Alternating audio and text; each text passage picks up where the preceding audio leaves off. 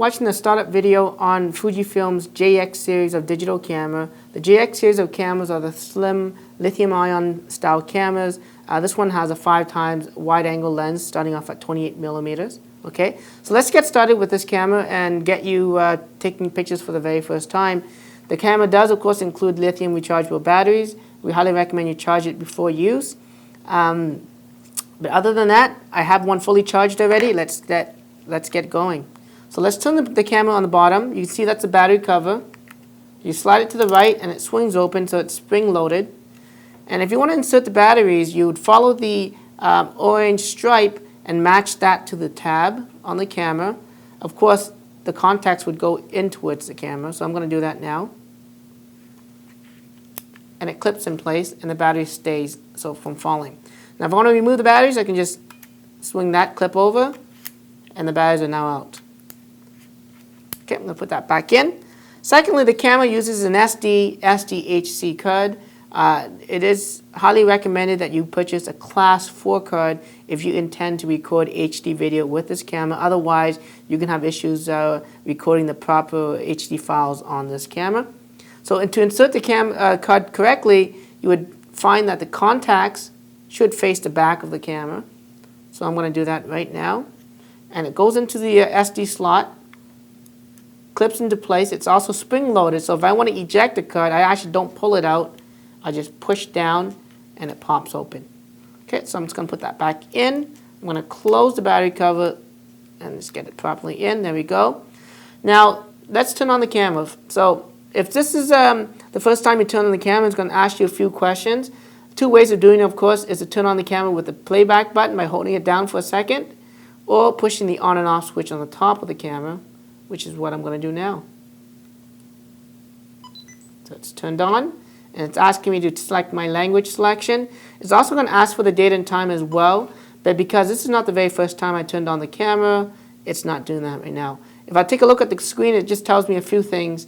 It tells me that I have 551 shots left. I have it on the highest resolution or megapixel at large, at normal compression. I have the batteries fully charged, and it's on scene recognition auto. If I wanted to change the shooting modes, I can use this dial here, and I can change the various modes like program auto, movie. There's a couple of scene position modes here where I can actually push the menu button and change that default scene to something else, like the beach. And it will remember my settings. When I go back to scene position 1, it will remember beach. There's natural light. That means there's no flash. Natural light and flash, it takes 2 pictures with the flash and without. This is my auto mode. This is my scene recognition auto mode. And I think I missed the movie mode earlier. Okay, so let's go ahead and take pictures for the very first time with this digital camera. There's a shutter button on the top of the camera. If I push halfway down, it pre-focuses. If I push all the way down, it goes and takes the picture. Okay, I can also push the button all the way down too, but there's a low lag time between the camera focusing and taking the picture. If you want to try to capture the shot in moment, I would actually just pre-focus by pushing halfway down, and when you're ready to take the picture, you can push all the way down. Okay, it's not blink detected because there's some pictures in the back where it detected actual subjects. So let's zoom in on the subject by using the zoom control. I can push right, and as you can see, it zooms in, it zooms out. Let's take a look at the screen. Zoom in and zoom out. So let's zoom in and take a picture here of my frame. There we go.